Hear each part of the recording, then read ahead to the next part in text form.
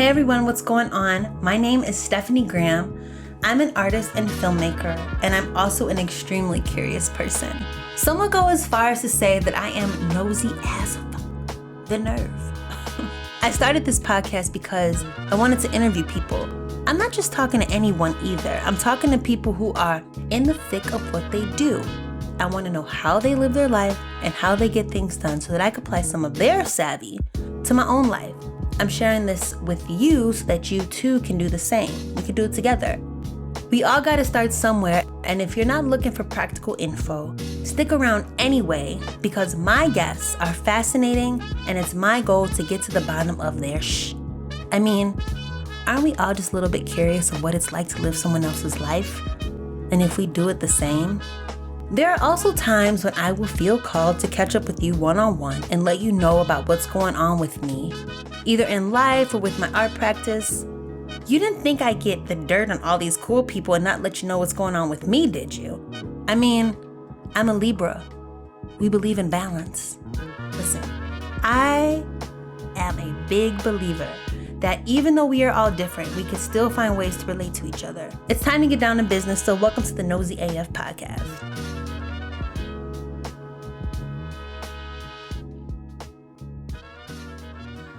Y'all, I gotta tell you something.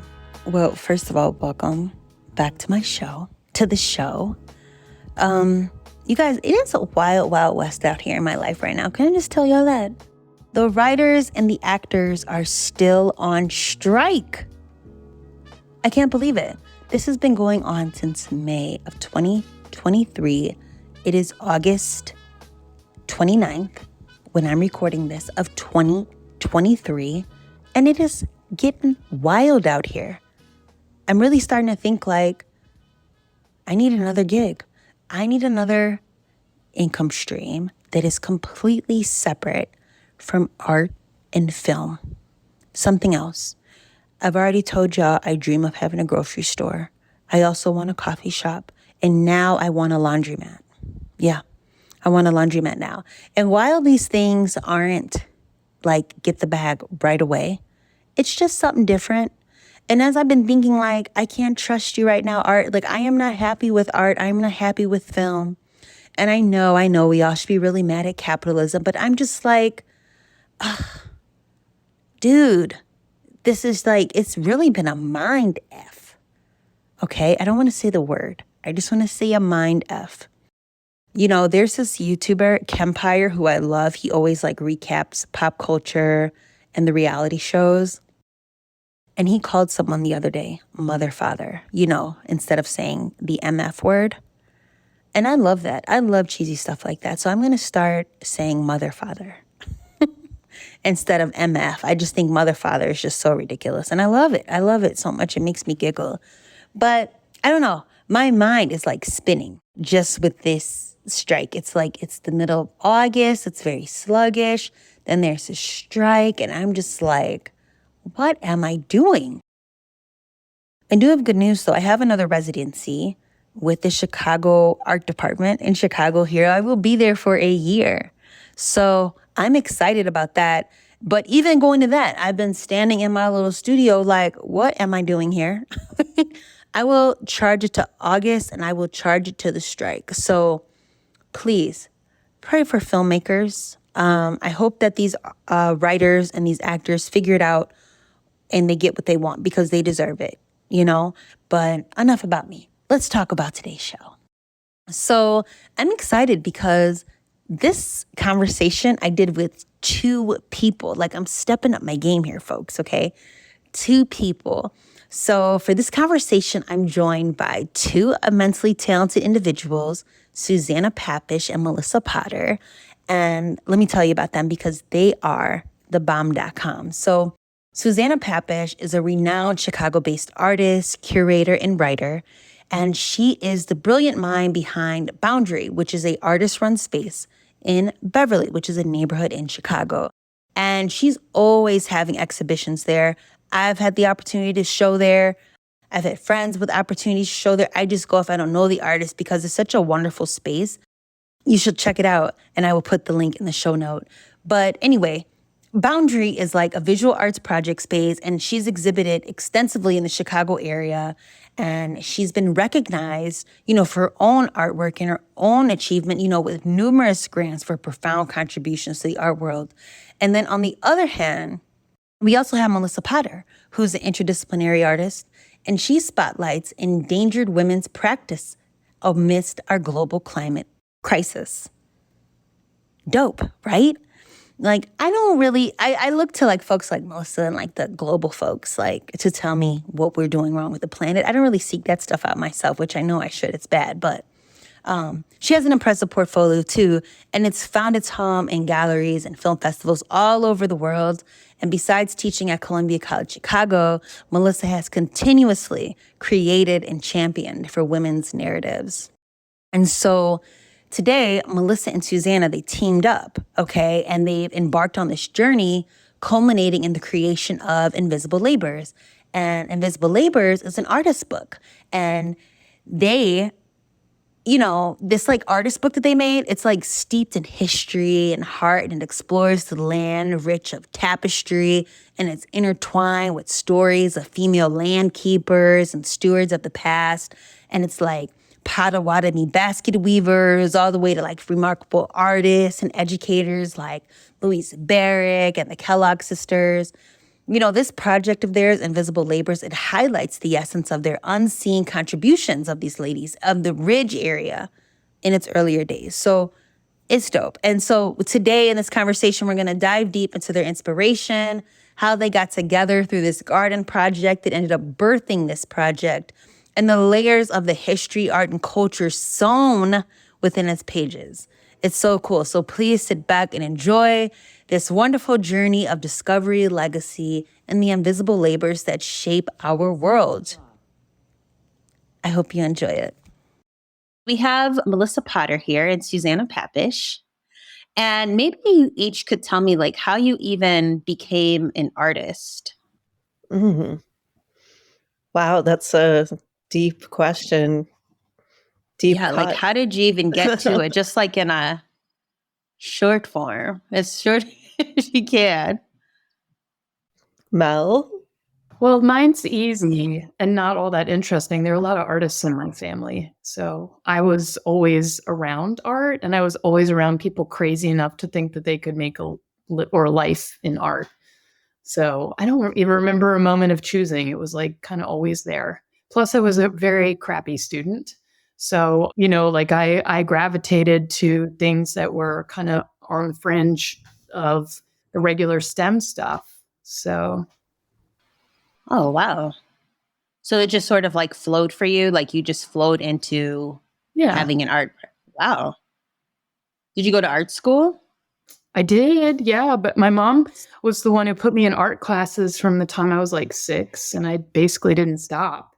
And then, I went to art school, both undergraduate and graduate. So. That's cool. It's like some people have families who's lawyers. Your family's artists. No, we don't make a lot of money, but we've got interesting people. Susannah's got interesting people in her family too. There are a lot of like creatives and people who write and do interesting things. That's awesome. Susannah, how did you get into art then? I was a late bloomer, actually, kind of the opposite, I guess. I always my parents took me to the Art Institute like all the time when I was a kid. And we did all those family programs that they still have. And when my mom worked downtown, I would have to pick my brothers up from school, and we would take the bus. And her job was right across from the Art Institute. And it was still free then, if you can believe that.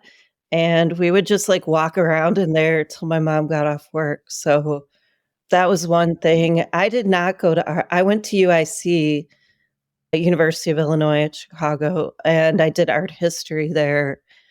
My parents always encouraged art, but more on the kind of academic side.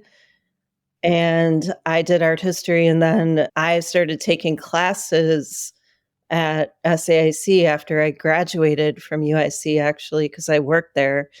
and I could take free classes. So I started taking painting classes, and yeah, and that was it. I went down the road of,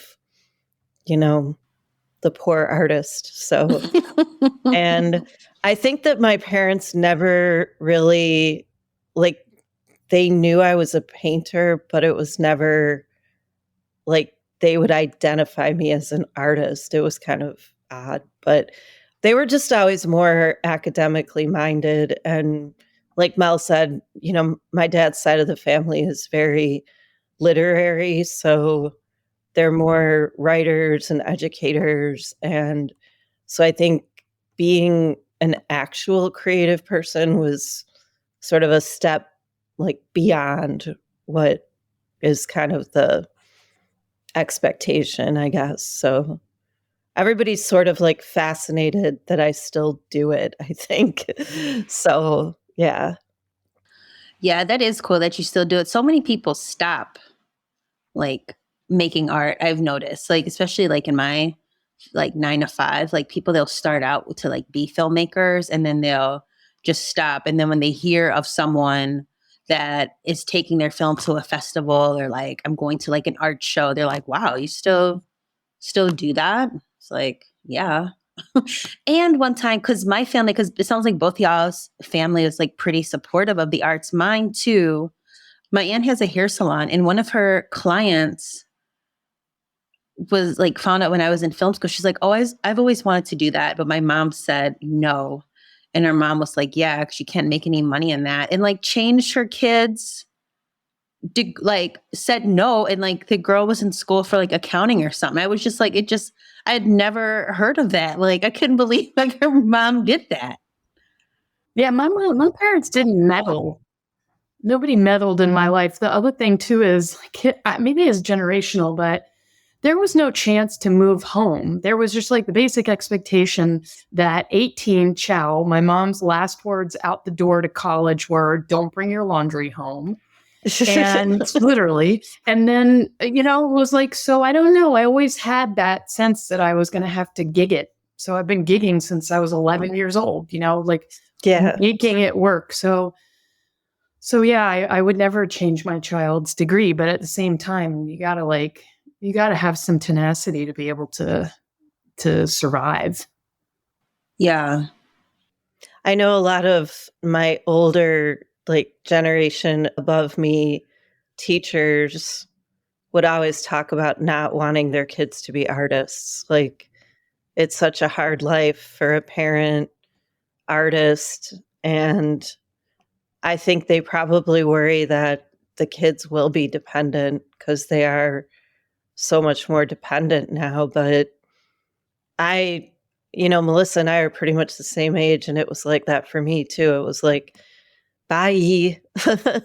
Like I left, and I knew a lot of people who went home and for the summers, but most people unless they were in grad school right after college, I knew a lot of people who just never moved back home.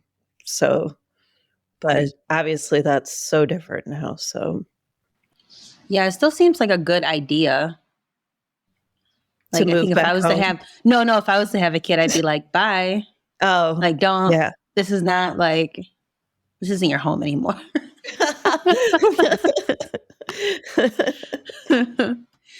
For my audience, can you each describe your art practices to them? So, sure.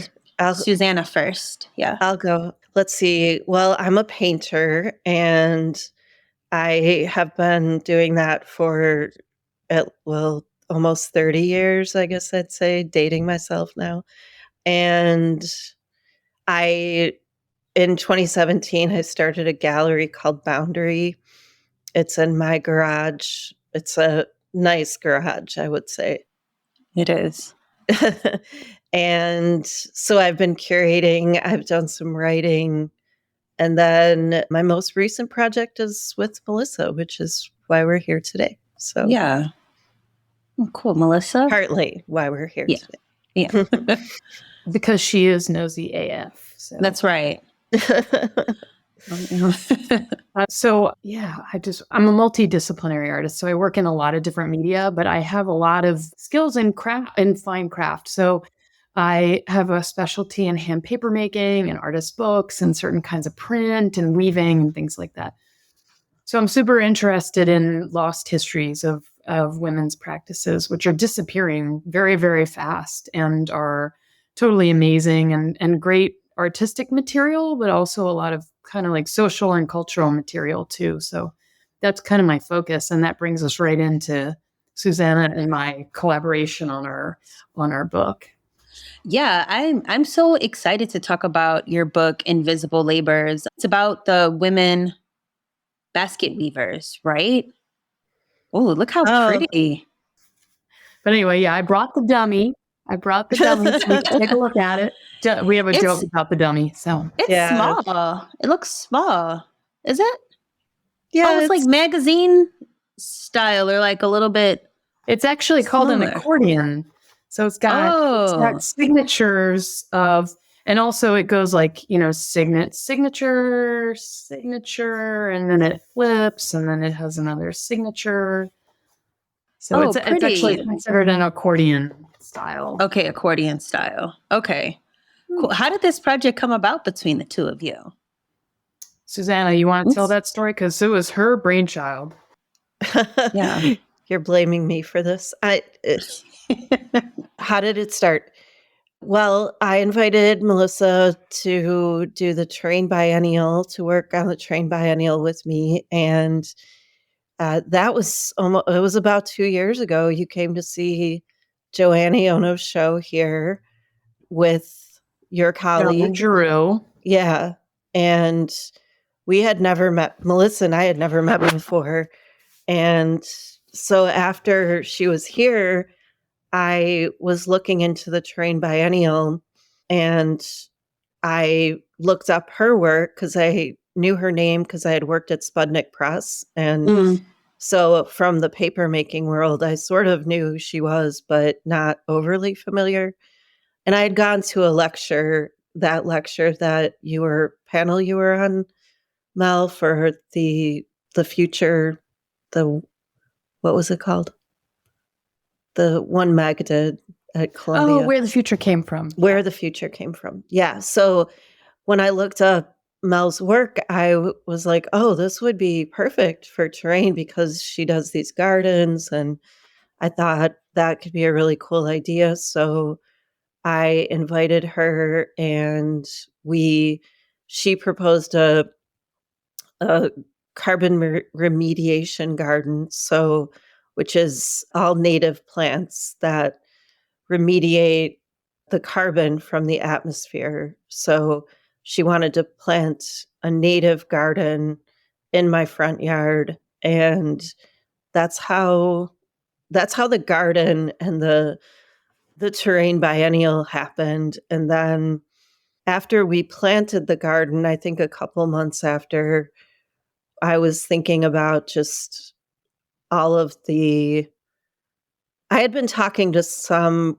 women from the Ridge Historical Society, and we started to just chat casually about all of the women in our community who had worked with gardens and farms and community kitchens, like in the 19th and 20th centuries.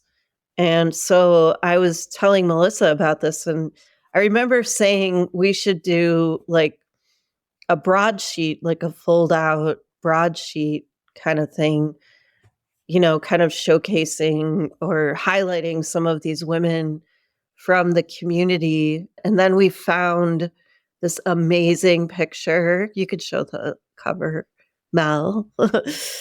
This amazing picture of Kate Starr Kellogg on the Kellogg family farm. And we were just like, oh my God, we have to know about this person. That picture just like killed it. So that kind of led us down the road of all this research. And we did more consulting with the Ridge Historical Society. And it was just it was crazy trying to narrow it down into what the people we ended up focusing on. It was just, there were so many people. It was like a plethora. We were actually going to have, one of our ideas was to have a family tree of all of these familial connections and just women in the community who were connected to this kind of work. And we had to give that up because there were just too many people for us to manage. So I think that's the kind of trajectory, right, Mel?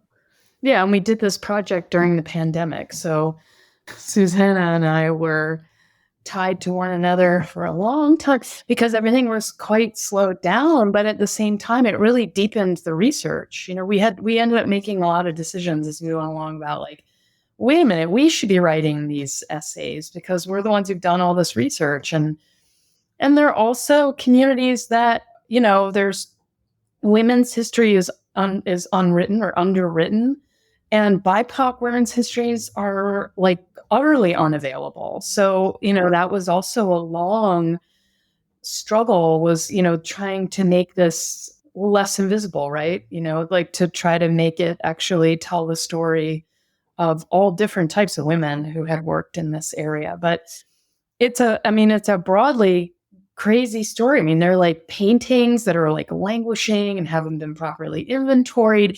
They're like there's a plaster map that they think might be broken by a leading, woman geologist who also was an artist. There were indigenous women making black ash baskets in the Chicagoland area. There's only like one or two images of that work. So it was, it was pretty intensive in terms of the research too. It wasn't like, just Google it all and great, we got a lot of content. We had to do a lot of like liaising with, as Susannah said, with the research and historical societies, and also with private, there's some really great, hilarious stories about, digging certain things up that really came back to people, and people who had done the work of amplifying some of these histories and became part of the project too. So, yeah. So like some of these people are just like individuals who also had an interest in finding out about this stuff. And like this image is of a woman named Kate Starr Kellogg, who's a really important education reformer and probably a lesbian who had a partner who was a really important doctor who worked at the Hull House. And her great, I don't know if it was a niece or granddaughter, Joanne Bowie, before she died, digitized and recorded some of the collection. So we were able to get in touch with her partner. I believe it's her partner, Arthur Bowie, who graciously allowed us to access these images and materials. And then through him, thanks to Joanne's work, we were able to find, and Susannah can tell some of the story of Thomas McCormick, who's a really well-known gallerist here in Chicago, who happened to be like basically the only purveyor of Alice Kellogg, her sister's paintings, which, painted the whole Blue Ridge area, like that region of Chicago. So. Oh, wow. Where's the Blue Ridge area? It's the Blue Island. It's called the Ridge. It's the Blue Island. There's a glacial ridge it's the biggest hill in the city. You've driven that way, Stephanie. Okay. It's right near my house when you go up the hill. And that's called the Ridge geographically in this area. But it's a glacial ridge. So it goes from about, and I know I'll be corrected on this by someone, but I'm pretty sure it starts around 87th Street and it goes to, it's to Blue Island, the suburb Blue Island. So it stretches, it's like a long, narrow ridge that goes all the way through Beverly, Morgan Park, and then into Blue Island. No, that's why it's called the Ridge. Oh, got you. Are all the women in Invisible, are they all based in Chicago in the book? Yes. Yeah, they're all based actually in this Blue Island area. In this Blue Island area. Okay. Mm-hmm. Cool. That's so awesome to learn more about anytime I think of a garden, I think of me just supposed to be like outside, like picking, like, like just like the basics of gardening, not necessarily it as like, as you mentioned, I think like plant practice. I Mhm. think you made up that term just now, Stephanie. I dig it. I'm going to write it down. Plant No, I got practice. that from you. You Yeah. said that. I don't think I did, but anyway, that's I like it. Hmm. Yeah, I mean, Susannah was a good partner for this because one of the things that I've been finding over time is like prairies are a little bit next level. I mean, it's one thing to put, and by the way, I am no expert. I rely on other people to figure a lot of stuff out, and I'm learning and making a lot of mistakes. But I guess one of the things I learned too with Susannah with this project, if it were easy, people would do it. I think a lot of people are into this idea of like prairie restoration, and we're just going to throw some seeds and it's going to make a garden. And actually, it's hard. Are we allowed to swear? Sure, yeah. It's hard Yeah. as fuck. Yeah. Really hard. It's, there are a lot of things are not viable. The conditions have to be right. The prairie takes 2 to 3 years to come to fruition in most of the cases. So it's actually really hard. So, a lot of it is about experimentation and multi-year. I mean, and again, it's not something you could just be like, okay, I put it in and now we're done. But there's only 1% in the state of Illinois of prairie left, and it's our important biome for the region. Like basically all of our wildlife and natural order kind of like relies on the prairie. But this is because the Midwest has been turned into agricultural land. That's why it's the Dust Bowl, right? So all the prairie was taken out and stripped in order to create farms. And now it's like, basically totaled land. So since it's total, we can't fix it. It's just gone. So this is, maybe Susannah knows, there are people who are soil experts. Like, right. Did you ever think about that? I didn't until like last week. Oh yeah, right. Soil. I mean, I think there are movements to try to restore soil, but a lot of it is trashed from the way we use it. So. Yikes. Yeah, I'm not an expert at all, but soil is a big deal because there's so many toxic chemicals in the soil. So to grow plants that will be viable, you have to have the right kind of soil. Obviously, you can't have toxins in the soil. So that's part of why prairies are disappearing, because of all the pesticides that are used. And so the soil is damaged from all of that.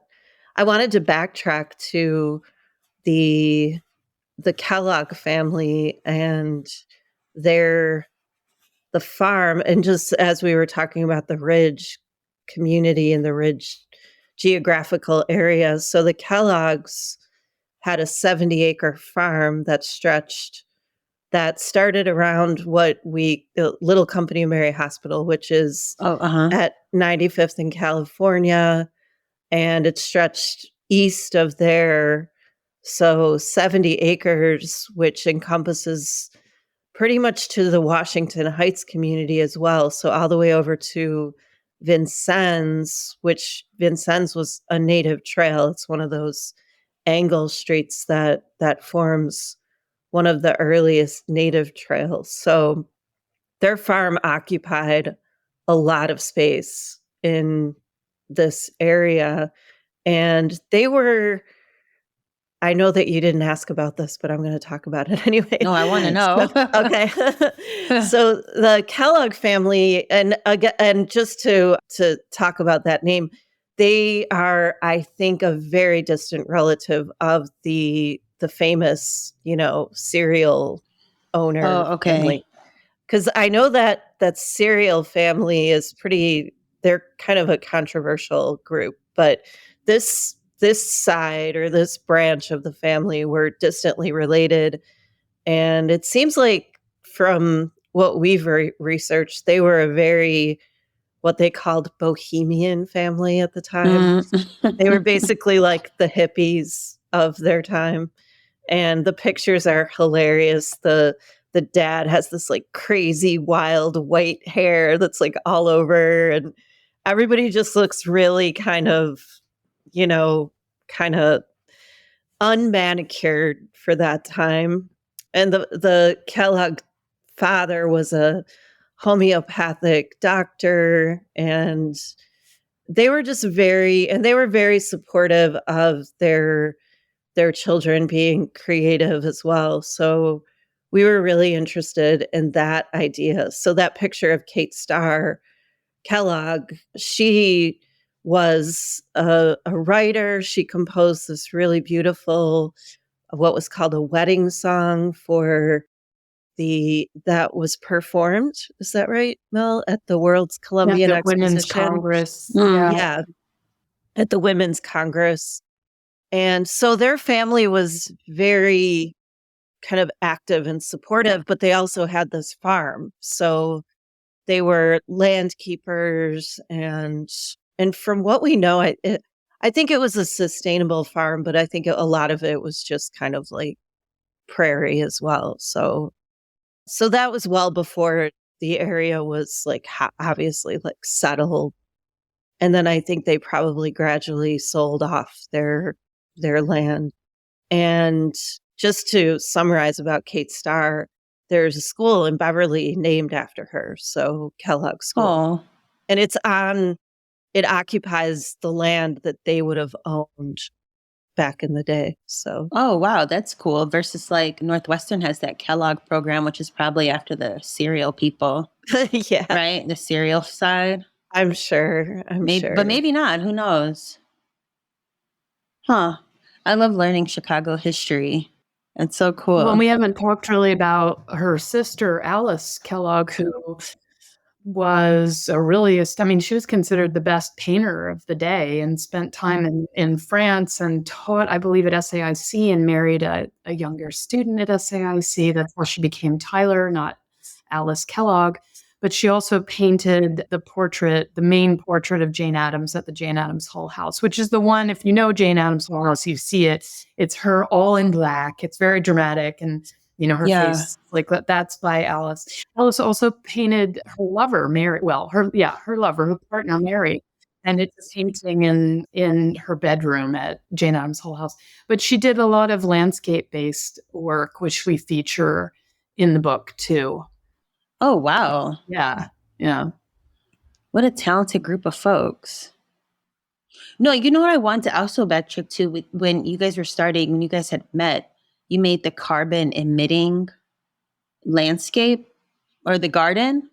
Carbon remediation. What is that? What is carbon remediating? Yeah, I know, right? It's like scientific.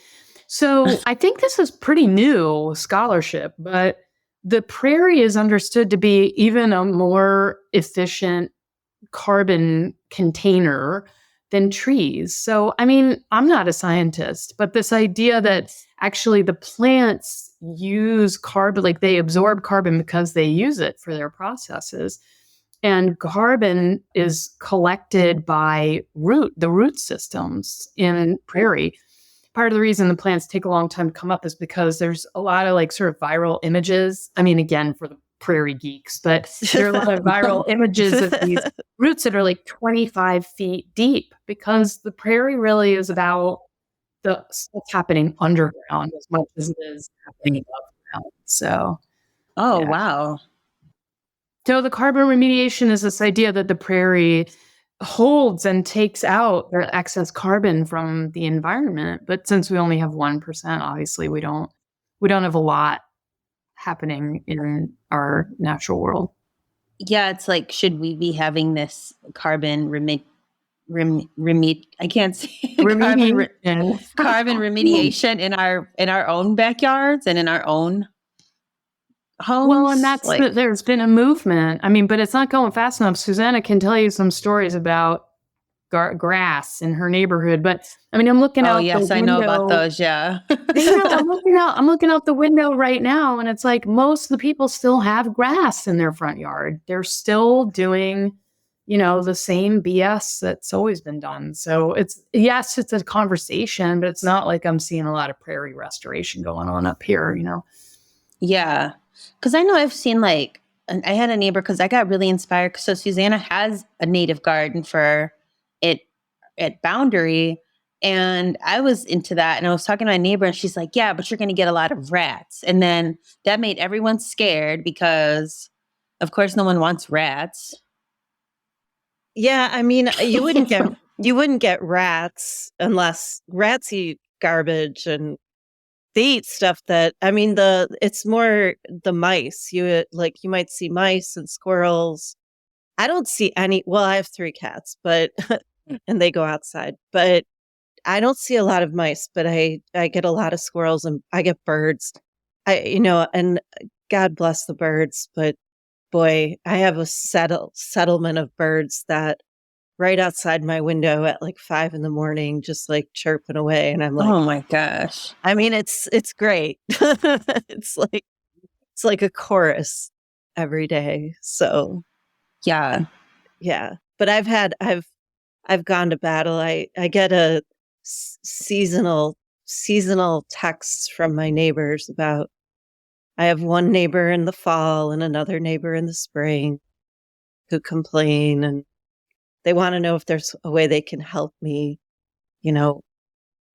clean up my yard. So, Which yeah. is so ridiculous because it's like when you see it, it's obviously, it looks intentional. It doesn't look like an unkept, yard. You know what I mean? Like there's a difference. Well, it does a Like, it little bit looks right like- now, but it needs it needs some tidying up, but yeah. So you all came up with this book in order to bring more awareness to these artists, and would it be a prairie ground keepers?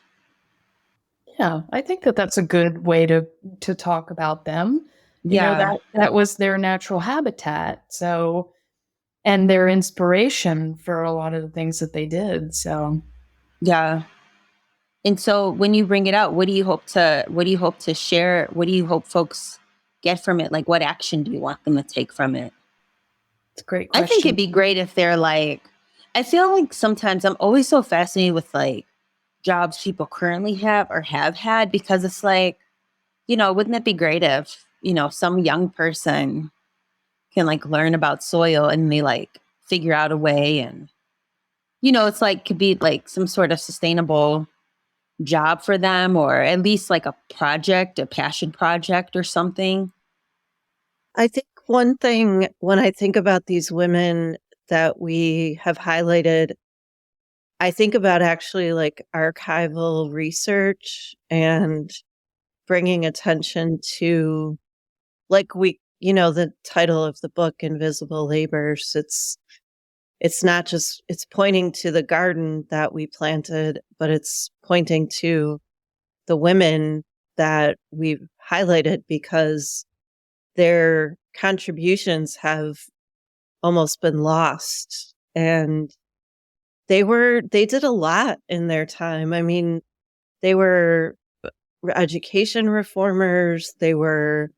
Alice Kellogg founded the first women's painting society in Chicago. The other woman that we haven't mentioned her name, but Louise Barwick, she made the map, the giant, it's like 10 by 17 feet. It's crazy. And it's a plaster cast map, a relief map of the state of Illinois. And she researched, I think it went county by county, and she researched each geographical zone, which was mostly prairie then. And she created this giant map that was displayed at the World's Columbian Exposition. And she was 21, and we only found a picture of her standing next to the map, looking very tiny next to this giant map. And she was a cartographer. What's that? It's a person who studies map. Well, they create maps. They actually, yeah, there are people who actually go out into the world and they create, like back in the way back, like Magellan and all of those people. They were explorers, but then there would be people who were cartographers who would actually create the maps of the exploration. So she was a cartographer when things were still needing to be mapped in the state. So her work was part of that, and she also taught cartography and geography and drawing, and she wrote she contributed to some textbooks about those subjects, and then in her downtime she was a painter, so she made these really lovely paintings of the Morgan Park Beverly area before it was settled. There were houses and people lived here, but it was not part of the city yet, so it was more rural. So she was making paintings of that. So she was an amazing woman, and she's basically undiscovered. She's sort of, I think Mel mentioned paintings kind of languishing, and and her paintings are undiscovered, I would say. And uncared for, currently uncared for. Hey, I just want to pop in here real quick to let you know that I'm an artist. I make work about social class, subcultures, race, and gender. These topics are complex, they're interesting, and they come up in my life all the time. Because I love to laugh, a lot of my work has humorous tones. I genuinely enjoy making and creating all sorts of things. My main medium is photography and film, but I also enjoy organizing art events. I would love to keep you in the loop of everything that's going on with my art exhibition, so please consider signing up for the Studiogram newsletter at missgram.com/sign up. Okay, back to the top. Yeah, we didn't mention the one living person who's featured in the book, who's Kelly Church, who's a very important activist, seed saver activist, black ash basket maker. She is a Potawatomi, Unshabi, indigenous person who lives in Michigan. And we reached out to her because through research, we found a really cool picture of black ash basket makers, and kind of asked this question, well, were there black ash basket makers in the Chicagoland area? Because the pictures were from Wisconsin, very close by. And she was like, absolutely. I know my people were in that area. But when you ask also, like, that's an important part of the archive. It's also important for people to know who Kelly Church is, because Kelly Church is like a one-person show keeping her intangible craft practice of her people alive. I mean, there are people who are doing it, but it's a small group. And that's tied to their sovereignty. It's tied to there are no recognized indigenous groups in Illinois, I don't believe.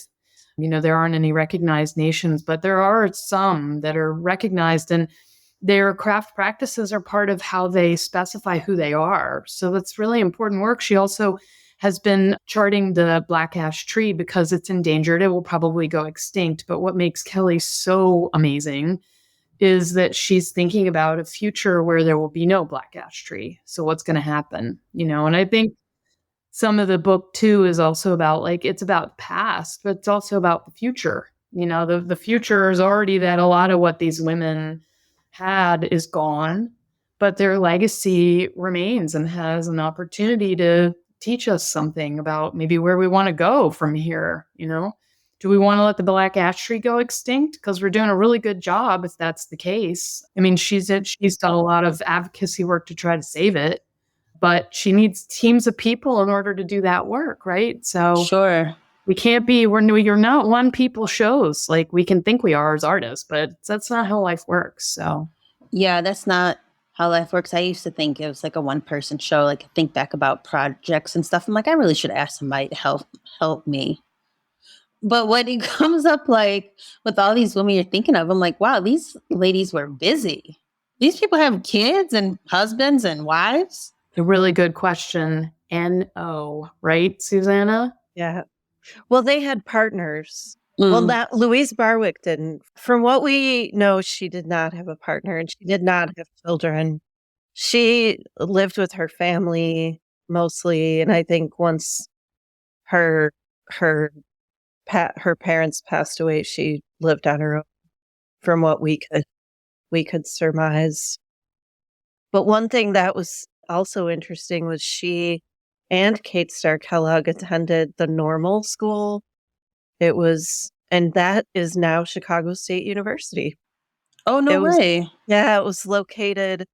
I dug into the research on that because I was just like, what happened to this school? Like, it was this, and so many women went there because mostly women were educators. So they either became teachers or nurses, I think, or married and never worked outside the home. So the normal school, as a school of education, later became absorbed into, I think it was called Chicago State Teachers College, and then formed into Chicago State University. So that's where it was located. So interesting that they were situated, the women were living in this area, but Chicago State, isn't that far from here. So Yeah, no. yeah. Wow. Yeah, so to go back, no, they did not have children. And they were very busy. They were doing things all the time. Kate Starr Kellogg and Alice Kellogg were involved with Hull House, Jane Addams' Hull House, which of course, when we found that out, Mel and I were just like, we're like total Hull House nerds, like complete. What are we going to call it? Hull heads? Oh, I don't know, something. Yeah. So when we found that out, we were just like going crazy, just doing research into their involvement with Hull House. Well, Hull House is starting to come out of the closet about its lesbian history. So, at the turn of the century, a lot of women associated with Hull House had women partners, whether sexual or otherwise. They were, marriages of the mind or marriages of the body. We don't know for sure, but in that day and age, it was a lot easier to create a camaraderie with another woman who shared your ideas about things than to be in a traditional marriage. So Kate was in a relationship with Cornelia DeBay. We know Jane Addams was involved with a woman. It should be mentioned that Kelly Church has a daughter named Cherish Parrish, who's carrying on the black ash basket tradition and is a very famous black ash basket maker. But it's it's different society at the time. Yeah. White women were, there were certain expectations about marriage and children and your relationship. In fact, I hadn't put this to words yet, but the research mostly predates women's suffrage. It mostly predates women having the vote. So, it's a different time for sure. Yeah. And like, were they openly lesbian as well? Or was it like sort of like a kept secret? I don't think probably not like walking down the street holding hands, but just sort of like. Well, Kate Starr Kellogg and Cornelia DeBay lived together for 30 some years. So yeah, they were lifelong partners.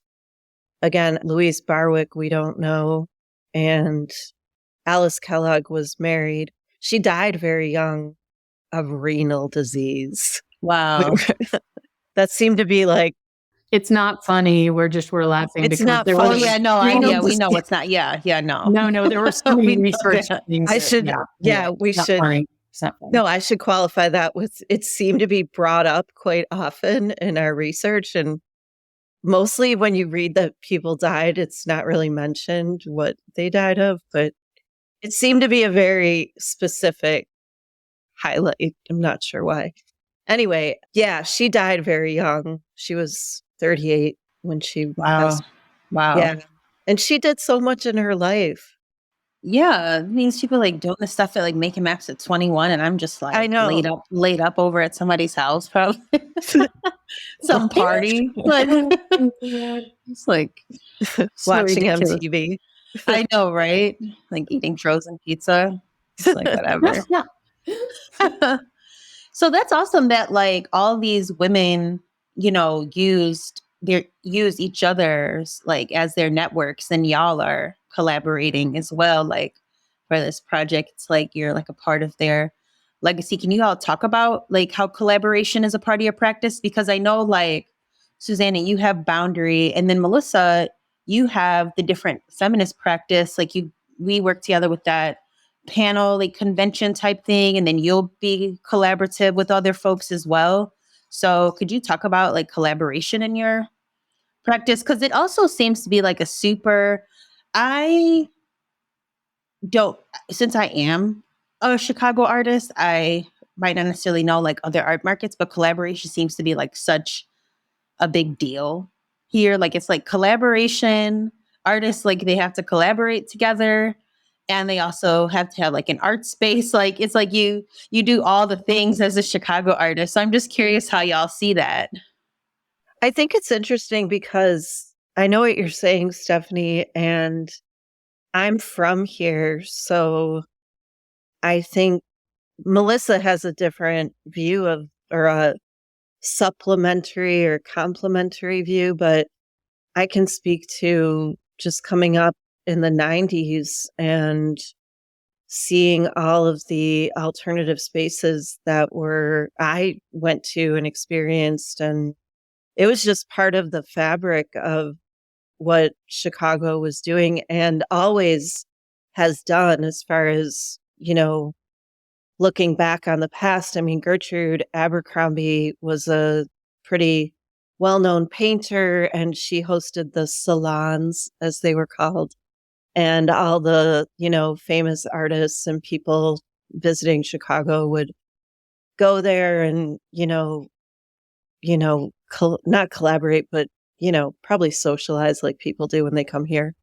So Chicago, I think, has had a rich history with these kinds of spaces. And then collaborative work. I think the term social practice has come up a lot in the last, I'd say, like 20 years ish.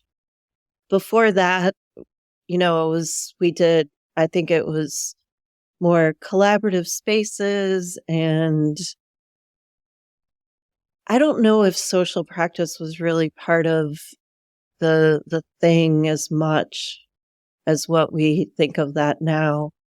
But it seems like, yeah, in the last, I'd say 20 years, it's definitely become more of a kind of recognized form in the art world. Like, I think that public art and social art was like more of that, like plop a sculpture down and here's public art kind of thing. And now it's more about an interaction or an event or a collaboration or, things like that. So that's different and interesting. So I think Chicago, there's a history, and going back to Hull House, there's, a history of Jane Addams and the whole Hull House crew. They were known for doing lots of creative work because people spoke different languages and they didn't necessarily speak English. So there was a big focus on, that's where improv came from, not knowing a language, but being able to act out something like charades kind of, but this new form. And they also hosted, creative workshops for children and, early kinds of daycare things that involved art and domesticity. So I think, that's going way back to the 19th century. So I would say all of this is kind of a thread that's continued on.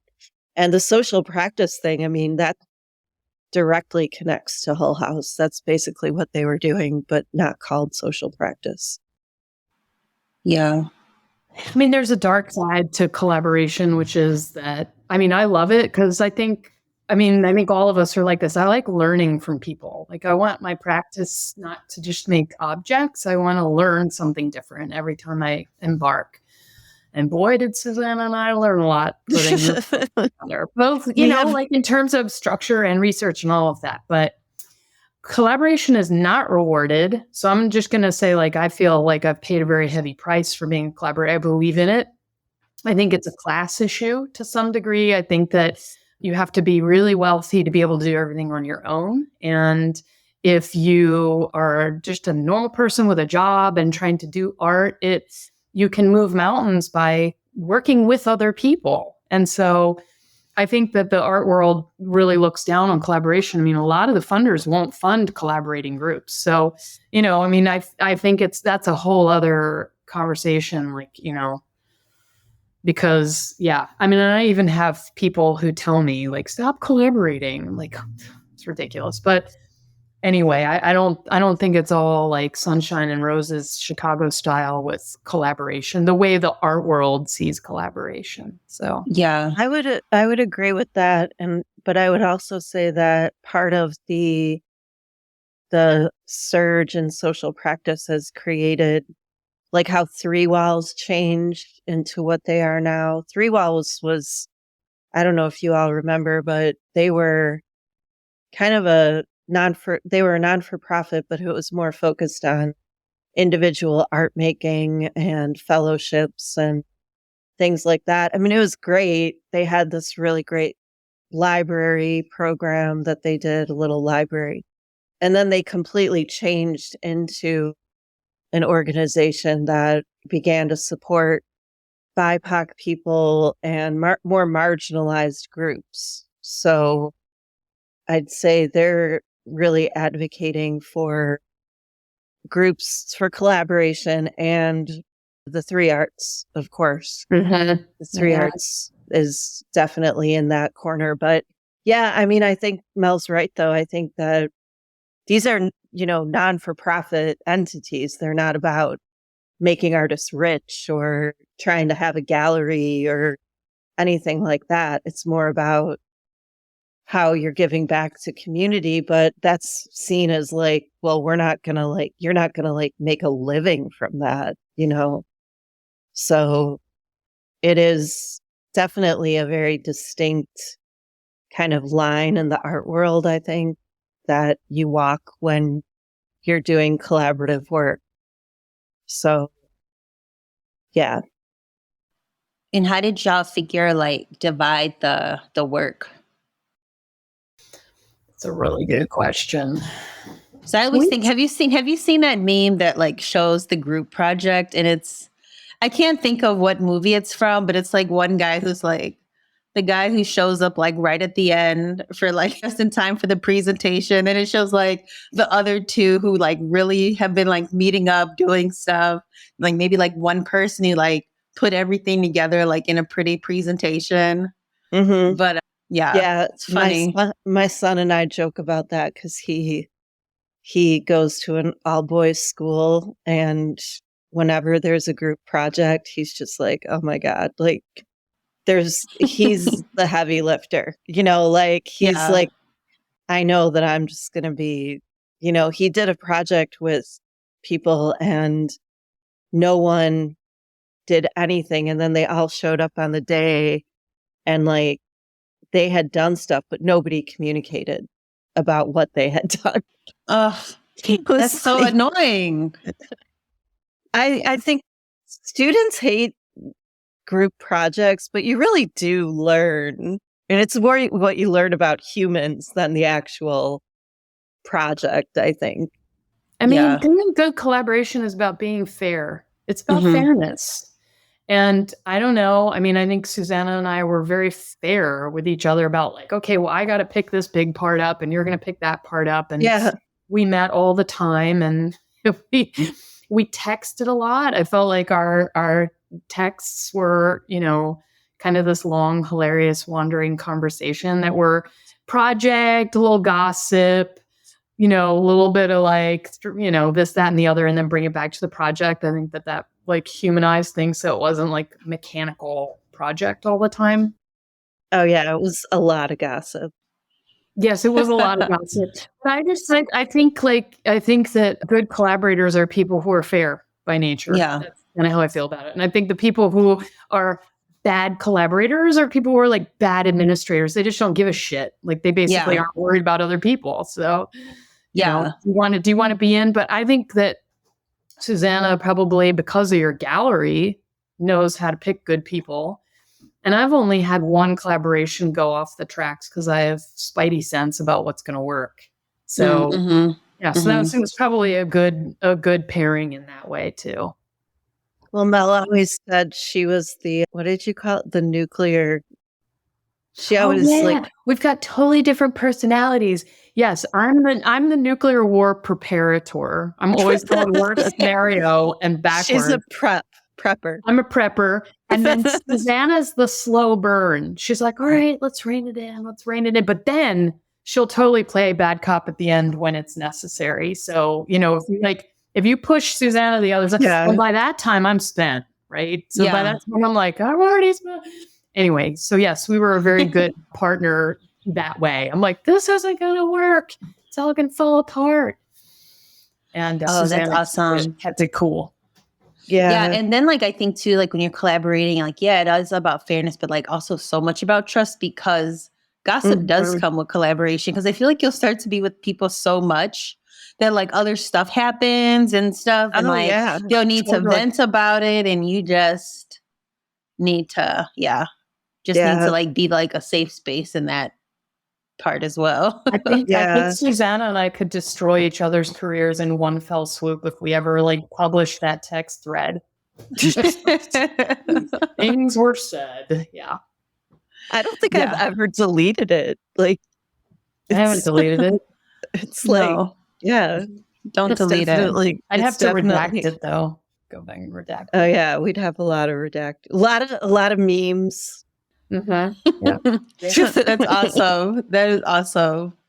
Oh but my as far as dividing the work, I think, it kind of happened, I think, kind of organically. I think we were pretty, we both, in terms of our work ethic, I think, even though we have really different personalities, I think our work ethic is the same. It's not like one of us is just going to drop the ball. I know we're going to do it, even though Melissa was like, this isn't going to happen. Yeah. I was like, we're going to do it. We're going to make it happen. It's going to happen. So, yeah. And we also have similar senses of humor, too. Okay. Yeah, that's very important. That's important. Yeah. It's super important. Yeah. It's like any good relationship, Sure. Yeah. No, that's important. It's important to be able to get along in all sorts of that's especially during the pandemic. Really, that's especially important with the shut in or shut down, whatever they called it. The shut in. Yeah. That's what we became. So right. Yeah. So, Melissa, I want to talk to you about your project, the Feminist Seed Bank. Yeah, thank you. Yeah. Can you tell us more about that? Yeah, well, it's adjacent, and it's an extension of basically a lifetime or a whole career's worth of research on women's practices and the ways that someone like Kelly Church is a great example. The way her practice tells a story of climate change, and there's a lot of loss of heritage practice happening, and so I've started a project with Monuments to Movements, which is Jane Sachs and Nisa Page Lieberman, who are here in Chicago. And we are trying to build a knowledge bank, basically, of all these practices that are disappearing. And it's very exciting. We've got partners all over the world. And we just did an interview with a Kyrgyzstani grass doll maker and they're used for rituals. So that kind of stuff. Oh, okay. We want to interview some voodoo doll makers, but it's really it's centered on women's practices. I think women's practices, all women of all races all over the world are erased. And so this project, like Invisible Labors, is for me about bringing those people to life and telling those stories. So yeah, this work is so important because it makes me think of, there's another program, and I feel like I research all these programs. I can't keep track, but it's they write Wikipedia pages for artists. Oh, is that Black Lunch Table did that for a while? Maybe it's Black Lunch Table. Yes. Yeah. Her name is Gina Valentine, and she was doing it as part of, there was an earlier project called Art and Feminism or something like that. Yes, Art and Feminism was doing it, yeah. But Black Lunch Table did it for Where the Future Came From, and that's Gina Valentine's one of the people, and she's over at SAIC. Yeah, that's great. That seems like this kind of thing too. It's you're doing this for the future so that folks can have like, you know, something to look at, something to research and have a thing to go to, and that these people's hard work isn't, you know, in vain, right? Like it's like it could be celebrated. Aw, that's so sweet. It's like that's a good context. I hope that they, you know, are in heaven looking down like, oh, look at them writing about me. They probably feel so special. It's so sweet. They're like, what?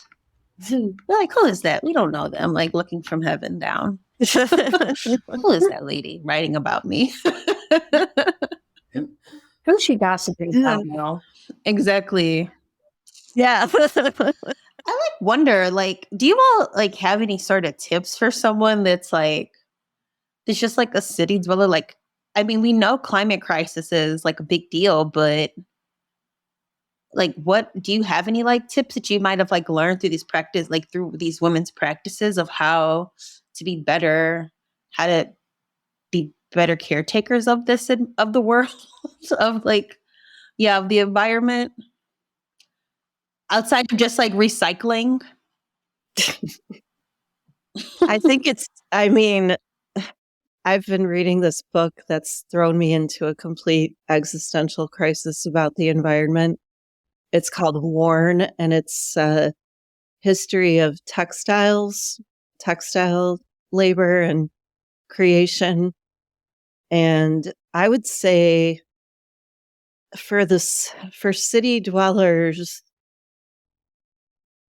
it's difficult.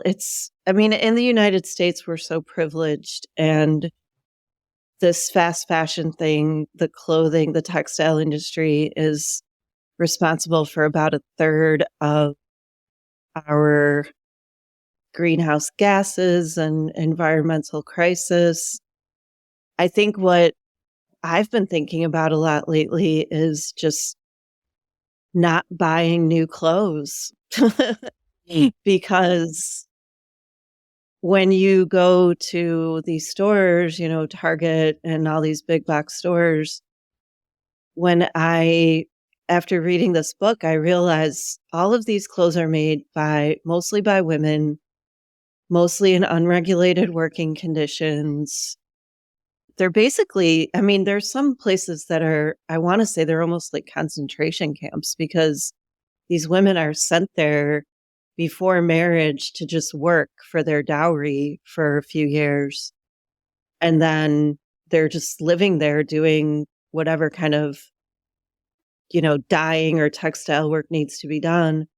And then they have their dowry, then they get married. And, you know, these are the things that we exploit. We exploit this labor. We exploit the environment in these places, like in India, the Uyghur population, all of these places and then in Southeast Asia, Thailand, Vietnam, you know, all of these places, these people, mostly women, are exploited. And so I think now what I'm thinking about is just not buying new clothes. Like the clothes that we have are like the clothes that are being made are full of plastic too. So that's another thing. Wow. Yeah. I mean, anything that is stretchy is plastic. But that I know. I'm telling you, it really made me think about all of this stuff. So that would be my tip is to not buy new clothes. I think that's genius. Thanks for sharing all that, because that book, I got to put that on my read list. But just be ready to be really depressed. I was going to say I need to be in the right headspace for it, but I can't think of anything better than that. That's something that anybody can choose to do, right? Yeah. Choose to do that. You know, I mean, food is a little more complicated, especially like what we know in Chicagoland about food deserts. I mean, those kinds of conversations I used to be a real hardline vegetarian until I kind of understood a little more about the impacts of food desert and the availability of food, right? But clothing is something that most of us can make a change. You know, there are a lot of awesome thrift shops in Chicago. And not to do a plug, but I do love me some Poshmark. Well, I'm a Poshmark. Yeah. But Shout it's out so to great, right? I Poshmark. mean, it's like it's a store online to get to recycle your own clothes and to get stuff that's new to you, right? So, Yes, absolutely. And when my cousin was looking for work, Poshmark kept her like employed almost. You know, she was like getting rid of stuff and you know, swapping stuff out. And yeah, it's like such a great resource. You can get lost. Yeah, I know you're about to make me re-download the app because before I was like, I'm do not it. spending, but Do it was it. more so like a not buying anything thing for like saving money. But I'm like, you're right. It's like, might as well see what's on there before. Well, I make myself do like, if I want to buy something, I have to sell something. Sometimes I get, sometimes I do my impulse buys, but mostly I try to like sell, then the money goes into the account and I buy something. So yeah. I have like 20 things in my basket right now. Poshmark. Oh my gosh. Oh, Poshmark is getting some really good free. Yeah, they are. But I have to say at eBay, there's like lots of places. But yeah, I mean, I think clothing is important. And just in what you were saying about food too, Mel, it's like, I think it's great they're doing all of these urban, like they're trying to plant on the South Side, more of these urban gardens. But to go back to the soil, it's like, I hope the soil is being tested because some of those places, it's like, I don't think I'd want to eat food coming from some of that soil that's where these gardens are being planted. Agree. Yeah, that's a good point. Like, and that's the thing. It's like, there's so much like, I mean, maybe the people with the community gardens, they know. I do not know. So like, if I want to start a garden, I might just go to Home Depot and just buy whatever, like I really have no idea what I'm doing. So there needs to be like more information around that, especially like nowadays people are like, oh yeah, start to grow your own food and all that kind of stuff. Like learning from our conversation, it's just not that simple. It's true. Yeah. It's really true. I'm sure the people who are doing these gardens, I mean, I don't want to sound like they don't know what they're doing. I mean, I just, it's like, it is a concern though. I mean, it's like, it's hard to get that stuff out of the soil. So, but I mean, props to the people who are doing it.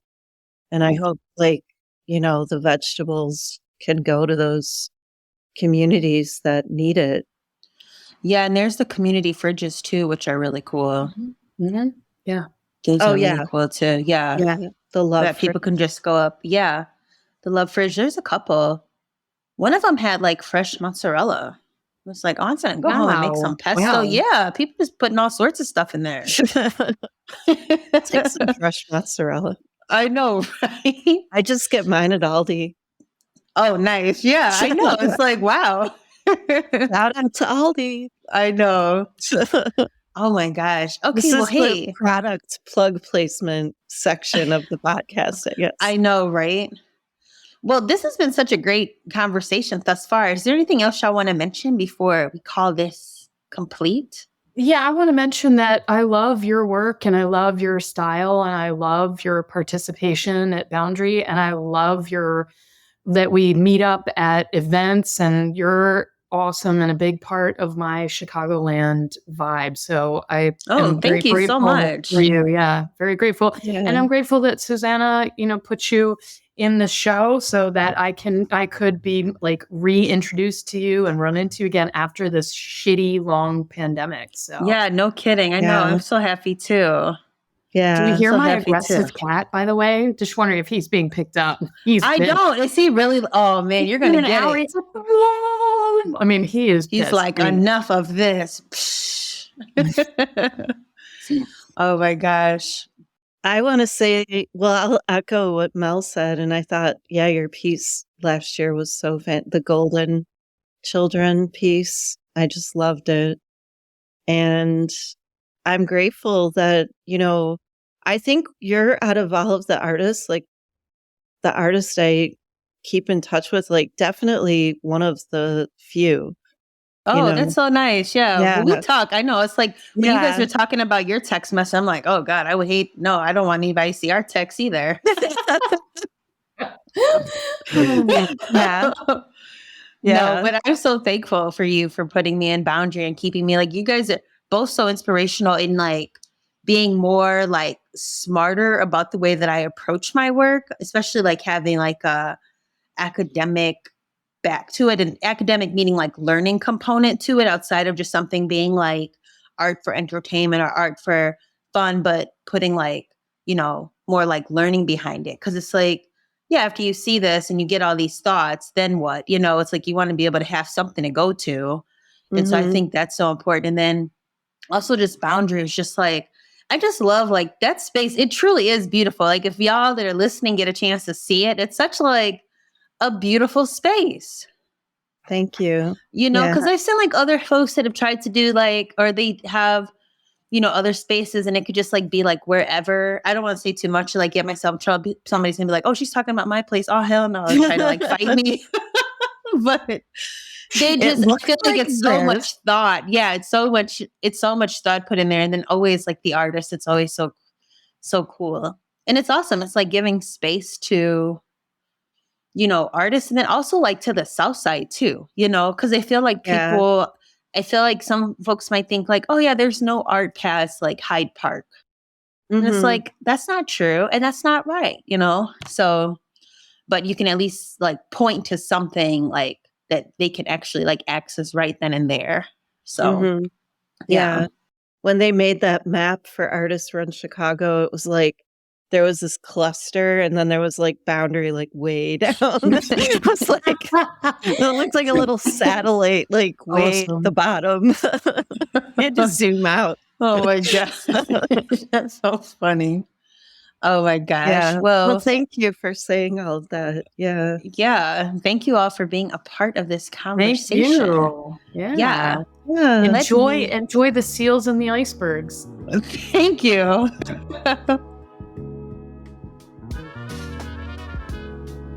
Thank you so much for tuning into the noseyAF podcast with me, your host, your friend, Stephanie Graham. I'm so glad that you made it to the end of this conversation.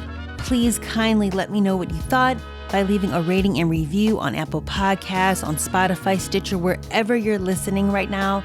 You can also connect with me at noseyAF.com via the Say Hello button. And if you're curious about what's going on in my art and film life, please visit my website at missgraham.com. Oh, and also if there is someone that you're nosy about and you want me to have them on the show, please send suggestions via the Saying Hello button and I will check them out. Until next time, thank you so much for being you and see you soon. Peace.